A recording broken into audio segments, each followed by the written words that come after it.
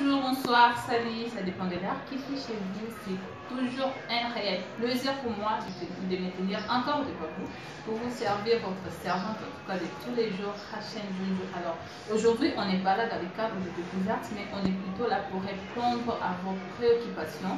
Vous étiez très nombreux à nous écrire, alors nous avons reçu vos questions, voilà pourquoi on est là pour répondre à vos questions. Et nous avons reçu pour vous l'analyste, Monsieur Claude Pembelongo, voilà, je ne vais pas massacrer les noms, j'espère, qui va répondre à vos questions et je lui laisse plutôt lui-même se présenter devant vous. Merci, bonjour monsieur. Merci madame pour l'invitation. En fait, nous remercions aussi nos auditeurs, nos téléspectateurs plutôt, YouTube, les Congolais, qui ont pris la peine d'écrire leurs réponses, leurs questions et consorts, qu'ils auront des réponses tout à l'heure. Donc, je suis Claude Pembelongo, acteur de développement, président d'une association de jeunes, et aujourd'hui je suis dans le cadre d'analyser juste vos questions ensemble avec la présentatrice pour que vous puissiez avoir plus clair de vos préoccupations et pensées. Voilà. D'accord, merci. Et puis merci déjà à vous d'avoir répondu à notre invitation. Et puis voilà, nous allons commencer par la première question. Bien sûr, voilà. En tout cas, ils sont nombreux à nous envoyer de messages. Et là, on dit salut Rachel, peux-tu nous expliquer la pensée qui vivra verra? Bon, d'accord. La pensée qui vivra verra veut dire tout ce que nous voyons dans ce monde, en bon ou en mal, peut nous arriver tant qu'on vit sur la terre des hommes. Cela veut dire, vous avez entendu parler de la haine, vous avez entendu parler de l'amour, vous avez entendu parler de la déception, vous avez entendu parler de la mort, de la maladie. Mais toutes ces choses-là, ce sont des choses qui sont faites pour les gens. Ce sont des choses qui n'arrivent pas aux autres. Alors, tant que vous vivez, il est aussi possible que vous puissiez vivre ça. Voilà pourquoi on dit qu'il va. Donc, qu'il va, c'est que ça veut dire tout ce qui m'arrive, tout ce qui peut arriver à l'autre, tant aussi que toi tu vis, c'est ce que tu peux aussi le voir. Voilà pourquoi on dit qu'il va. Donc, qu'il va, c'est de dire que tant que tu vis dans ce monde des hommes, tout ce qui se passe dans le monde, la trahison, la haine, la déception, le bonheur, tout qui est de bon ou mal, en tout cas, sache que ça peut t'arriver tant que tu es encore en vie sur la terre des hommes. Voilà. Ok, d'accord, merci. J'espère que la personne est satisfaite de la réponse. Voilà, nous avons une autre question. Nous avons tellement de questions. Voilà, je suis en train de sélectionner des questions plutôt. Bonjour, je m'appelle Christ depuis la commune de Lemba. Je voulais savoir que faire et comment se comporter quand on a trouvé un emploi. Voilà. Ça c'est Christ de Lemba. D'accord. Comment se comporter quand on a trouvé un emploi?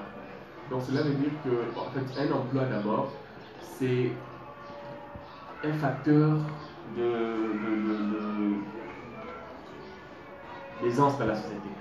Lorsque je parle maintenant aux jeunes, lorsque le jeune trouve un emploi, normalement, nous avons l'habitude, lorsque la personne trouve l'emploi, premièrement, c'est la folie. Il veut d'abord commencer à faire ce qu'il n'a pas fait, il veut faire un peu de l'oisiveté, or ce n'est pas ça. Lorsqu'on trouve un emploi, pour les jeunes, là je parle plus aux jeunes, les jeunes employés, premièrement, il faut éviter beaucoup d'engagement au début de l'emploi. Parce qu'on parle de l'emploi au début. Il faut éviter beaucoup d'engagement au début. Il faut éviter trop de dépenses. Cela veut dire que lorsqu'on trouve un emploi, on a d'abord le temps de s'investir. De s'investir parce que le travail qu'on fait, c'est ne pas un travail qu'on fera toute sa vie. On est appelé aussi demain à créer son propre entreprise. Lorsqu'on commence un travail, moi je souhaite d'abord, je conseille d'abord à mon ami qui s'appelle Chris, lorsque tu commences un emploi, mon cher ami Chris, ce qui est important d'abord, c'est évite d'abord les engagements.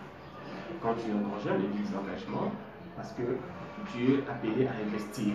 Tu es appelé d'abord à avoir un chiffre qui va te permettre de tourner une affaire. Donc, dès que tu commences, mets-toi une coopérative, fais-toi des étapes, alors ça pourra t'aider à t'en sortir à la longue. Voilà ce que je peux dire un peu en quelques mots. Merci beaucoup. C'est Déborah depuis Limité. Je voulais savoir s'il existe une solution naturelle qui soigne des maladies dans le corps. Des maladies. Oui, il existe. La solution s'appelle Super Emet. Okay. La solution, je ne vais pas aller dans le détail de médicaments, des solutions. En fait, je vais aller juste dans la formule. En fait, il existe une solution qu'on appelle Super Emet, qui est plus tirée en Chine, dans la médecine traditionnelle asiatique, d'où on a la solution de l'ail. Tout le monde sait l'importance de l'ail dans la santé. Donc, je vais vous recommander de trouver quand même les vertus de chaque élément que je vais citer. Donc, vous aurez besoin, pour soigner plus de 200 maladies dans le corps, vous aurez besoin de la combinaison de ceci. Vous prenez 4 gousses d'ail. L'ail, le 4 gousses, donc pas le gros morceau, mais le petit. Vous prenez 4 gousses d'ail, vous mettez de côté. Vous prenez 1 cm de gingembre. Le gingembre, c'est le tangawis, pour ceux qui connaissent. Donc, vous mettez aussi 1 cm de tangawis de côté. Vous prenez le gros citron, qu'on appelle monokangado. Les gros citrons, vous mettez de côté. Alors, vous prenez encore le miel pur. C'est recommandé souvent le miel pur, vous mettez de côté. Et alors, avec l'oignon violet, l'oignon est connu dans le marché, c'est l'oignon violet, c'est médical. Alors, cette solution est à faire comment? Vous prenez le 4 gousses d'ail, vous râpez dans un bol, vous le râpez, et vous râpez dans toutes ces... Donc ça doit faire la pâte lorsque vous râpez. Et vous prenez le citron. Le citron, c'est mieux lorsque vous le mettez sous le congélateur. Parce que ça doit être un peu dur pour que ça facilite le râpage. Donc vous prenez le citron, vous mettez sur le congélateur, vous râpez tout, alors avec les écorces, le grain, tout. Il n'y a pas quelque chose enlevé. Et vous prenez alors le gingembre. Vous l'avez aussi, mais vous râpez aussi tout dans le bol. Et vous prenez l'oignon violet, vous râpez de même. Il n'y a pas aussi quelque chose enlevé dans l'oignon violet. Et écorce, tout, vous râpez. Et vous mettez maintenant le tout dans un verre d'eau tiède. Là, vous allez ajouter maintenant 2 cuillères à soupe de miel. Et vous allez tourner la solution. C'est à prendre à jeun. À jeun, cela veut dire que tu n'as pas encore rien mangé. Donc, vous êtes réveillé le matin, vous n'avez pas encore brossé, vous n'avez rien mis sous la dent. Vous prenez cette solution à jeun. Et après 30 minutes, vous pouvez manger. Vous pouvez même prendre le médicament de la pharmacie, normal, ça n'a pas d'inconvénients. Mais c'est à faire pendant 2 semaines. Dès que vous le faites, vous êtes sûr que vous soignez plusieurs pathologies et c'est environ de 200 maladies.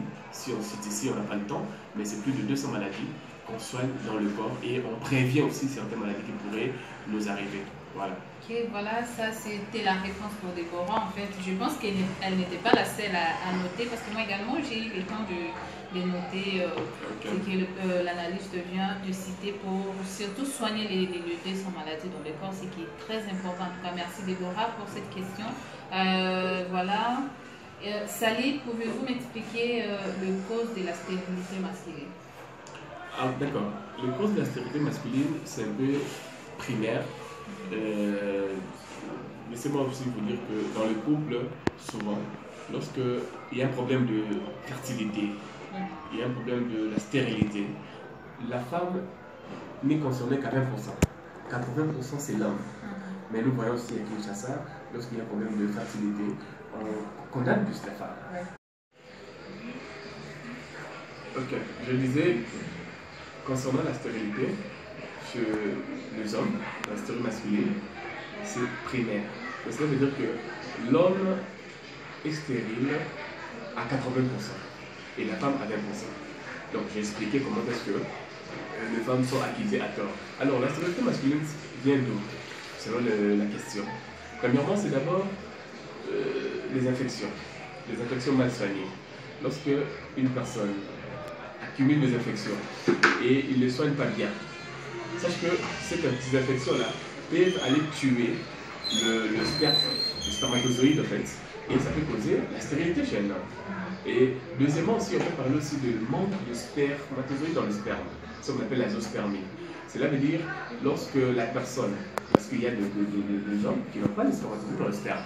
Donc cela veut dire lorsque vous constatez comme ça, il y a des traitements pour ça. qu'on appelle la zoospermie. Et on peut aller aussi plus loin. Beaucoup aussi ne savent pas calculer les périodes. Et dans les couples, parce que la stérilité, ça se passe dans les couples. Un célibataire ne peut pas parler qu'il est stérile. La stérilité, c'est dans les couples. Voilà. Moi, je pense que s'il y a un problème pareil, il faut voir alors un sexologue, un spécialiste, qui pourrait vous orienter. Mais dans tout cas, ce sont plus des infections à soigner. Voilà, merci. Dommage qu'il ne nous a pas laissé le nom, mais j'espère qu'il est satisfait de la réponse. Déjà, je ne sais pas si c'est une dame ou un messier. Voilà. Voilà, on évolue. On a la question. Bon, ça fait marrer la question. Sally, c'est vrai qu'Ewerrason avait giflé Watanabe pendant qu'il était dans ce groupe.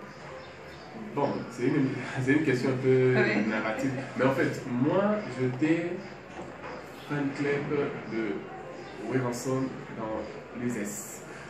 À la Zambakaya. Il y avait un événement qui s'est passé devant la Zambakaya où il y avait de jeunes Poluna et consorts qui s'est disputé devant la porte.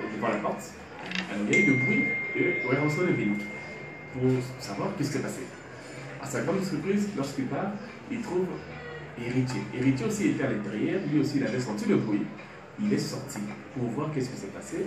Et Ewerrason qui était à l'extérieur, dans une boîte Jakarta, pour ceux qui savent la Zambakaya, il revenait maintenant pour voir qu'est-ce qui s'est passé et ils se sont croisés dans cet imbroglio-là. Ewerrason avait giflé Héritier Watanabe. Et pour ceux qui savent quand même l'événement, Héritier était fâché, il a pris sa voiture, il était parti directement chez la femme de Ewerrason. Voilà, je peux me limiter un peu là. Voilà, c'est la réponse. Donc c'était vrai qu'Ewerrason avait giflé Héritier Watanabe. Bonjour, comment on est RTV, comment éviter l'éjaculation précoce sans prendre le stimulat ou le fortifiant? Ok, bon, ce sont des questions un peu de spécialistes, mais en quelques mots, cela veut dire l'éjaculation précoce est un peu facultatif. Donc cela veut dire ça a plusieurs caractères.